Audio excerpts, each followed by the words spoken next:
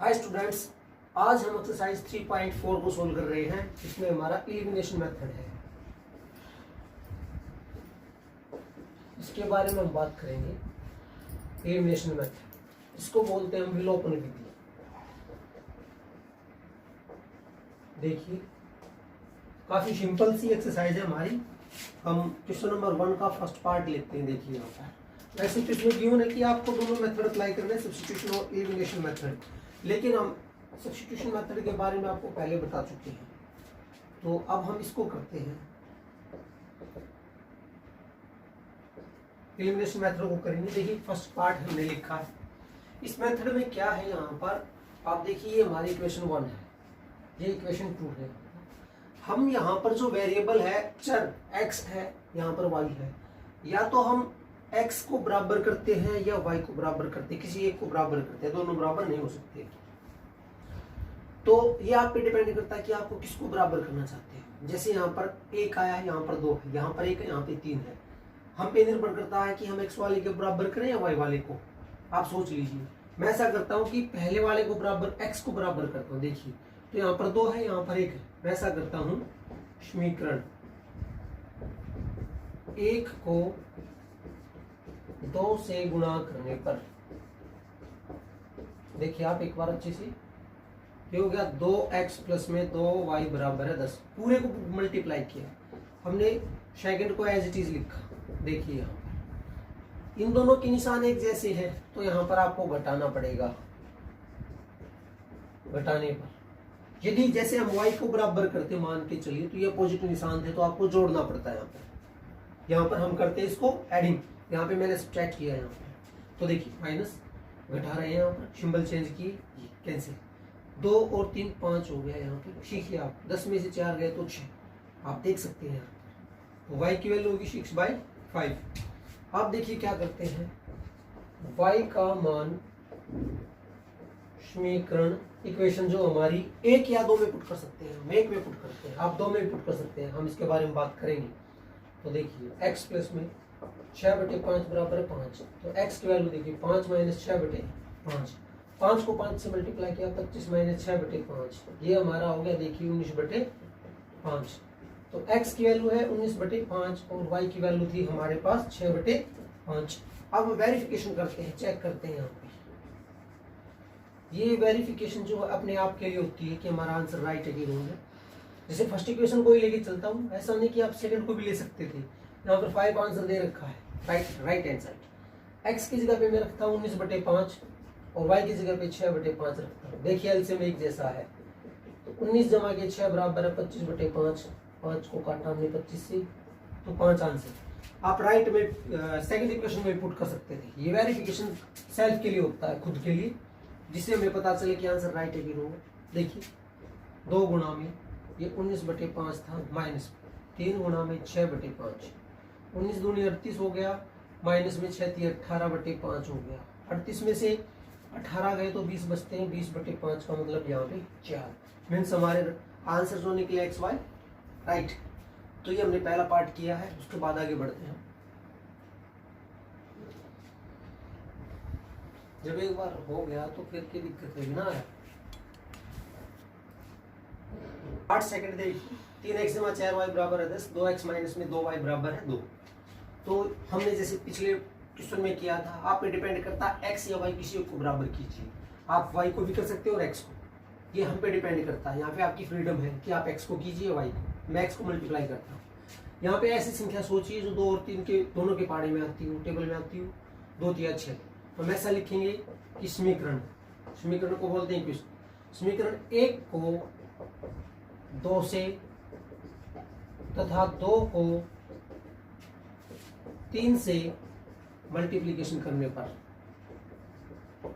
Equation 1 को हमने 2 से मल्टीप्लाई किया, सेकंड को 3 से मल्टीप्लाई करते हैं। तो देखिए 6x प्लस में 2 से मल्टीप्लाई किया, यहाँ पे 8y = 20, सभी को मल्टीप्लाई करते हैं होल इक्वेशन। यहाँ पे 6x माइनस में 6y = 6, आप चेक कर लीजिए, 3 से मल्टीप्लाई। सब्ट्रैक्टिंग, यहाँ पे भी हम घटा करते हैं, क्योंकि सिंबल x के अलग अलग एक जैसे, इसलिए यहाँ माइनस प्लस, ये माइनस। कैंसिल, देखिए यहाँ पे 14y और यहाँ पे 14 हो गया, तो y की वैल्यू होगी 14/14, दैट इज 1। अब y का मान, put the value of y in second equation, equation second में पुट करने पर देखिए सेकंड 2x माइनस 2 1 बराबर है 2। आप देख सकते हैं यहाँ पे लिखता हूँ 2x माइनस 2 बराबर है 2, 2x बराबर है 2 प्लस साइड गया तो गया 4, तो x की वैल्यू 4/2 बराबर है 2। x की वैल्यू 2 है और y की वैल्यू में मिलती है 1। आप देख सकते हैं, इसके साथ में आप वेरिफिकेशन कर सकते हैं। आप सेकंड इक्वेशन को लीजिए, यहाँ पे देखिए वेरिफिकेशन 2x माइनस 2, देखिए 2 गुणा के 2 माइनस 2 गुणा के 4 माइनस 2 बराबर है, मीन्स यहाँ पे 2 दिया हुआ था, तो ये हमारा राइट आंसर है। ये पार्ट सेकंड। पार्ट थर्ड देखिए, फोर्थ, फर्स्ट ये सेकंड इक्वेशन ये दे रखी है, यहाँ पे 2 और 3 डिनोमिनेटर में दे रखा है, नीचे आया है। यहाँ पर भी वही एक संख्या सोचिए जो 2 और 3 की टेबल में आती हो, 6 यहाँ पर पॉसिबल है, तो हम पहले को 6 से मल्टीप्लाई करते हैं ताकि ये 2 और 3 खत्म हो सके। देखिए प्लस में 6 गुणा के 2y, हमने 6 से मल्टीप्लाई किया इसको, फर्स्ट इक्वेशन। आप ऐसा लिख सकते हो, समीकरण इक्वेशन 1 को 6 से मल्टीप्लाई करने पर, गुणा करने पर, यहाँ पर 3 है, इसका 3 का तो एलसीएम ले लेंगे यहाँ, तो देखिए इसे कैंसिल किया 3 हो गया, यहाँ पे कैंसिल किया 2, ये मिलता 3x प्लस के 4y बराबर -6। अब इसका बल्कि नाम आप 3 लिख दीजिए, और ये हमें जो दे रखा था, देखिए 3 से मल्टीप्लाई, इसको सिंप्लीफाई करते हैं 3x, आप चाहो तो इसको भी 3 से मल्टीप्लाई कर लीजिए की बात थी, तो y बराबर है 9। इसका नाम भी हम फोर्थ लिख लेते हैं और फर्स्ट सेकंड को भूल जाते हैं। अब यहाँ से काम शुरू करते हैं, देखिए यहाँ पर x के बराबर आ गए अपने आप से, तो जरूरत ही नहीं किसी को किसी से मल्टीप्लाई करने की। देखिए सिंपल सा हो गया, यहाँ पे घटाते हैं हम, यहाँ पर फर्स्ट में से सेकंड पर सब्ट्रैक्ट प्लस 9, देखिए 5y माइनस में ये दोनों को ऐड किया -15 हो गया यहाँ पे, तो y की value -15/5 that is equal to -3। y की वैल्यू आप कहीं पे भी पुट कर लीजिए, आप पे डिपेंड करता है। सेकंड में, थर्ड में पुट करते हैं, यहाँ पर थर्ड में पुट करते हैं, तो 3x देखिए जमा 4 -3 बराबर -6, 3x 12 -6, तो 3x बराबर -6 प्लस, जब साइड चेंज करते हैं तो सिंबल चेंज हो जाता है। 3x बराबर है 6, तो x की वैल्यू 6/3 बराबर है 2, तो x की वैल्यू 2 है और y की वैल्यू -3। आप चेक कर सकते हैं वेरिफिकेशन, दैट्स। अब हम सेकंड क्वेश्चन कर रहे हैं, from the pair of the linear equation in the following problems and find their solution if they exist by elimination method. जो क्वेश्चन नंबर सेकंड है, इसकी समीकरण बनाइए, उसका सोल्व कीजिए आप। देखिए first question, if we add 1 to numerator and subtract 1 from the denominator, a fraction reduced to be 1। Question number second का फर्स्ट पार्ट देखिए, यदि हम जो अंश है उसमें एक ऐड कर देते हैं, एक जोड़ देते हैं, और जो हर है उसमें से एक घटा देते हैं, तो फ्रैक्शन हमारी एक बन जाती है। It becomes 1/2 if we add only 1 to denominator। यदि केवल हर में एक जोड़ देते हो तो 1/2 बन जाती है। What is the fraction? Fraction आपको निकालिए, भिन्न क्या होगी, तो देखिए माना भिन्न x/y। मैं आपको बताना चाहूंगा, इस तरह का क्वेश्चन हमने पहले भी किया था। ये अंश होता है, ये हर होता है, इसको न्यूमरेटर बोलते हैं, इसको डिनोमिनेटर बोलते हैं। जैसे कि 4/5 हमने लिखा, ये हमारी भिन्न है, कोई भी फ्रैक्शन है। आप 9/10 कह सकते हो, ये फ्रैक्शन है सारी की सारी, ठीक है। तो हमने ये मान लिया यहाँ फ्रैक्शन x/y। तो अकॉर्डिंग टू क्वेश्चन हम करते हैं प्रश्नानुसार। देखिए क्वेश्चन में कंडीशन दे रखी है, ऐड 1 टू न्यूमरेटर, हमारी भिन्न थी फ्रैक्शन, न्यूमरेटर में हमने एक ऐड किया, subtract 1 from the denominator, denominator से 1 सब्ट्रैक्ट किया, तो ये बन जाती है 1 को आप ये भी लिख सकते हो, 1/1 लिख दोगे तो कोई फर्क नहीं है। अब क्रॉस मल्टीप्लाई कीजिए आप, या इसको 1 ले लीजिए, कोई फर्क नहीं बनता। तो देखिए क्रॉस मल्टीप्लाई करते हैं तो ये मिलता हमें, फिर y को इस साइड ले आता हूँ, इसे कोई साइड, तो x - y equal to -1 -1, x - y बराबर -1। ये फर्स्ट पार्ट बन गया हमारा। अब सेकंड इक्वेशन है, यहाँ पे देखिए, a fraction reduce to be, it becomes 1/2 if we only add to denominator, ये 1/2 बन जाती है। हमारी फ्रैक्शन यही थी, यदि हम यहाँ पर डिनोमिनेटर में 1 ऐड करते हैं, यहाँ पे कंडीशन के अकॉर्डिंग ऐड करते हैं, ऐसा नहीं। इसमें पहले में दे रखा था कि हमने जो न्यूमरेटर उसमें 1 ऐड करना था, अंश में 1 जोड़ना था, हर में से घटाना था। अब यहाँ पर दे रखा कि हर में 1 जोड़िए केवल, तो फिर यहाँ पर क्रॉस मल्टीप्लाई देखिए, 2x बराबर है y प्लस 1, मैं यहाँ पे लिख रहा हूँ, देखिए 2x माइनस वाई बराबर 1, सेकेंड इक्वेशन। फिर यहाँ पर आपको एलिमिनेशन मेथड यूज करना है। अब देखिए यहाँ पे y वाला जो है -1 है, यहाँ पर भी -1 है, तो सिंपल बन गया, किसी को किसी से मल्टीप्लाई नहीं करते हम यहाँ पर। 2x माइनस वाई बराबर 1, देखिए दोनों के सिंबल अपोजिट है, तो यहाँ पे सब्ट्रैक्ट हम करेंगे, घटाएंगे यहाँ पर, माइनस प्लस माइनस, ये कैंसिल, तो -x हो गया, यहाँ पे -3, ये कैंसिल हुआ, माइनस माइनस को कैंसिल कर दिया, तो x की वैल्यू 3 हो गई यहाँ पर। अब put the value of x in equation 1, हमने x का मान समीकरण 1 में पुट किया, देखिए यहाँ पर, देखिए 2x था, यहाँ पे 3 हो गया, -y बराबर 1, तो ये हो गया 6 - y बराबर 1। आप देख सकते हैं हम इसको सिंप्लीफाई कर रहे हैं, यहाँ पर -y बराबर 1 - 6, -y बराबर -5, तो y की वैल्यू होगी 5। तो हमने भिन्न निकालनी थी, तो भिन्न क्या बनती है हमारी, देखिए x बटे y थी, x की वैल्यू थी 3 और ये 3/5, ये हमारा क्वेश्चन फिनिश होता है। आप वेरिफिकेशन भी कर सकते हो। दैट्स पार्ट सेकंड देखिए, 5 years ago Noori was thrice as old as Sonu, 5 साल पहले की बात है, नूरी जो है सोनू से 3 गुना है आयु में। 10 years later 10 वर्ष बाद, Noori will be twice as old as Sonu, Noori है उसके दुगने के बराबर हो जाएगी। How old are Noori and Sonu, ये कितने वर्ष की होंगे नूरी और सोनू, तो देखिए यहाँ पे let present age of Noori x years, इसका मतलब हो गया कि हम ये मानते कि माना वर्तमान आयु, बल्कि यहाँ पे लिखता हूं नूरी की वर्तमान आयु बराबर है, ये जो हमने लिख दिया x वर्ष, एंड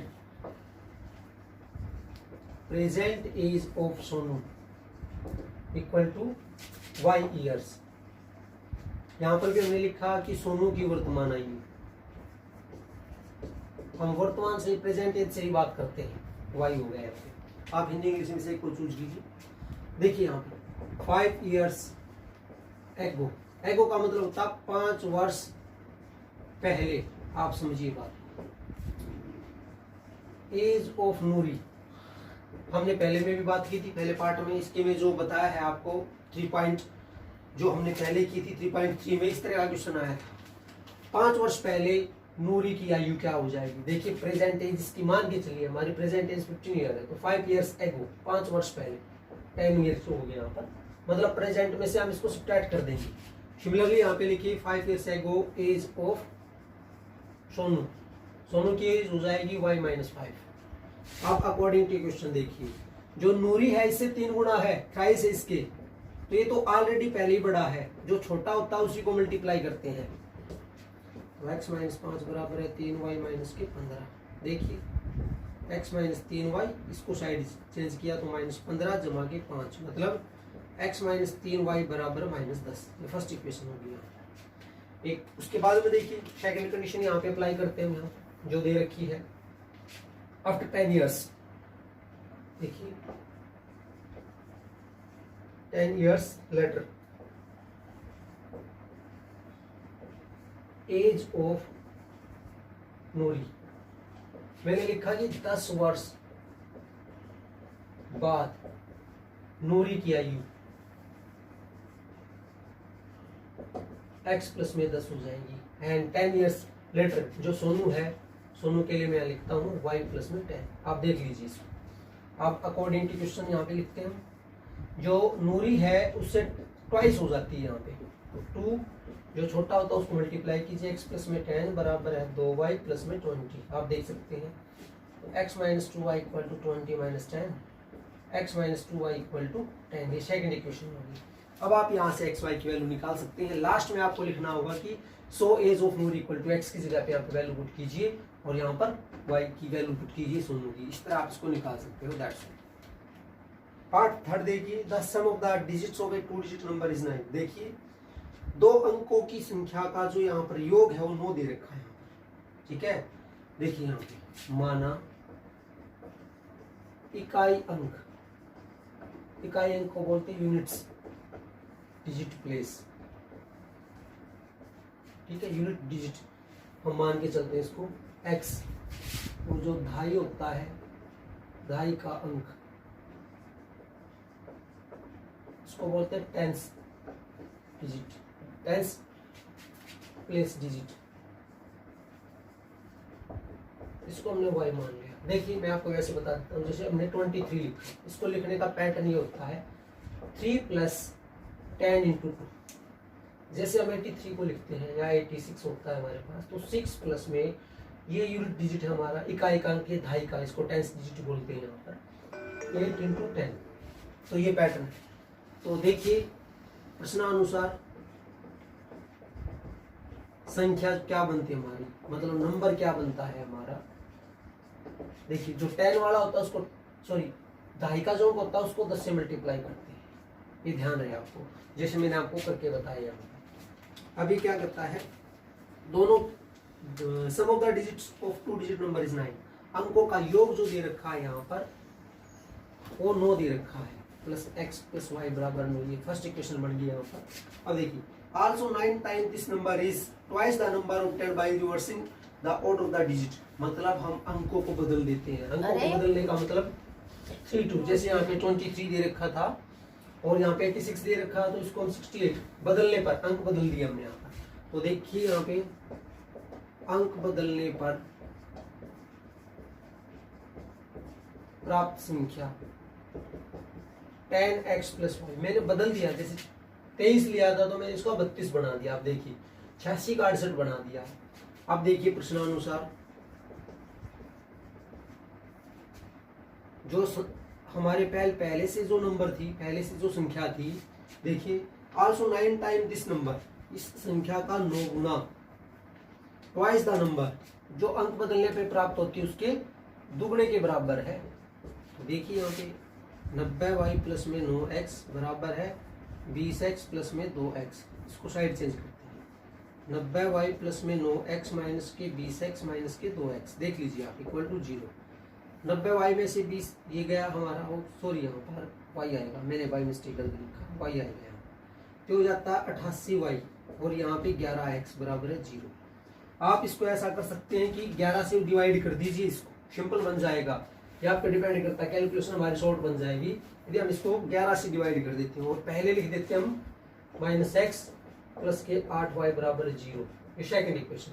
अब मैं x y की वैल्यू निकाल के दिखाता हूँ। देखिए पहली इक्वेशन ये थी, सेकंड ये है, मैं सेकंड को ही लेके चलता हूँ, कोई फर्क नहीं पड़ता इस बात का।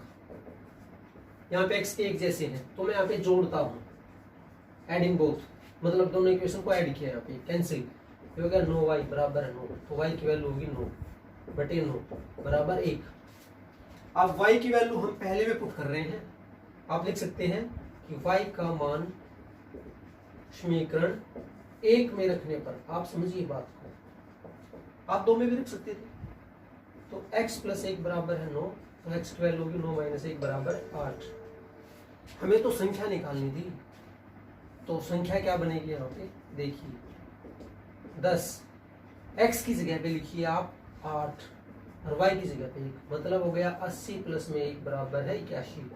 आप क्वेश्चन की वेरिफिकेशन भी कर सकते हैं, x y की वैल्यू पुट करके किसी में पुट कीजिए, जैसे मैं यहीं पे चेक करके बताता हूँ। देखिए x मेरा था 8 और y 1, 8 1 9, मीन्स हमारा जो आंसर निकला वो सही है।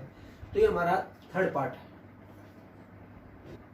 पार्ट 4 देखिए, Meena bank to withdraw ₹2000।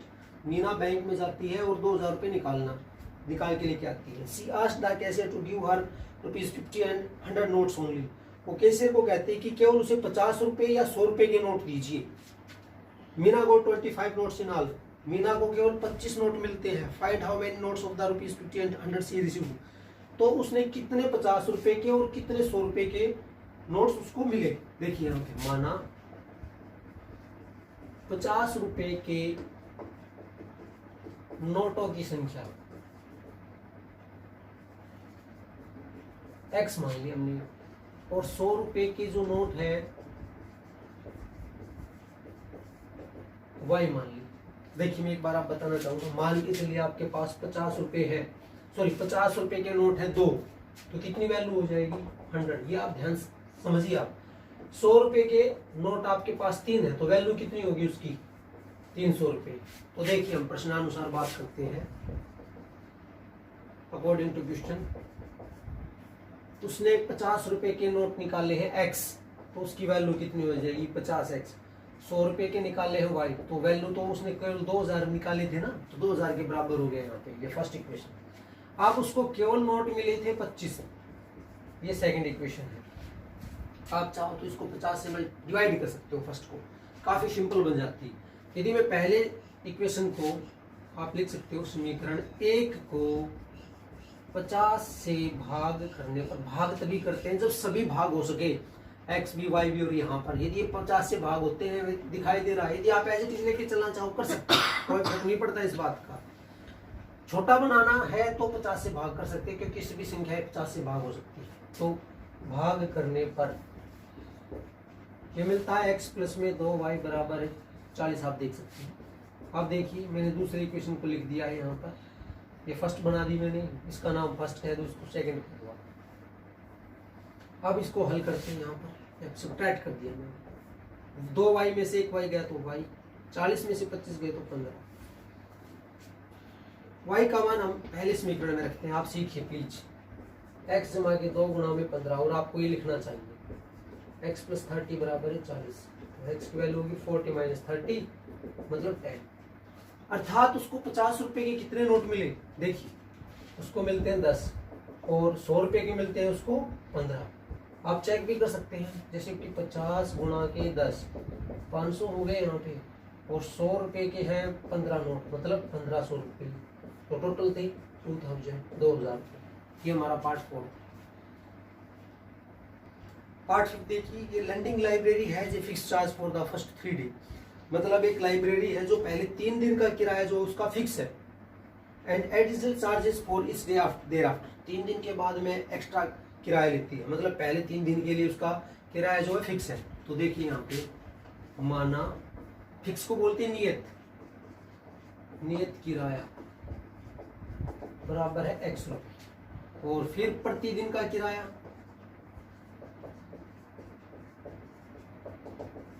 y रुपये। देखिए प्रश्नानुसार आप क्वेश्चन को समझिए, अकॉर्डिंग टू क्वेश्चन।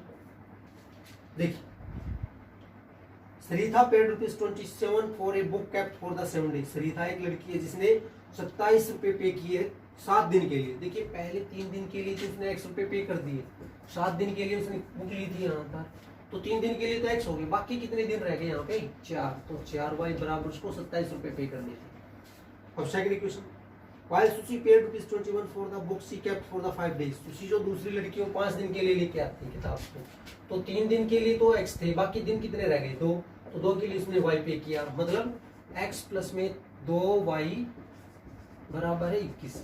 ये सेकंड इक्वेशन। अब फिर वही एक्स वाई की वैल्यू निकालनी है, एक्स वाले बराबर है यहाँ पर, तो सीधा कैलकुलेट कीजिए, यहाँ यहीं से शुरू कर देते हैं, कैंसिल हो गया, तो 2y बराबर है, देखिए 6, तो x की y की वैल्यू होगी यहाँ पे 3, आप चेक कर सकते हैं। अब y का मान 1 में रखने पर देखिए x प्लस में 4 गुणा के 3 बराबर है 27, तो x बराबर है 12 बराबर 27, तो x की वैल्यू होगी 27 माइनस के 12, अर्थात कितना हो गया यहाँ पे 5, 15। तो हमें नहीं बताना था फाइंड द फिक्स चार्ज, तो जो हमारा फिक्स चार्ज था यहाँ पे नियत किराया, जिसको हमने माना था स्टार्टिंग में, जो x था वो है 15 रुपये, और प्रतिदिन का जो किराया है वो y बराबर है 3 रुपये। तो ये हमारी एक्सरसाइज 3.4 है। उम्मीद करते हैं आपको समझ में आई होगी। Thank you.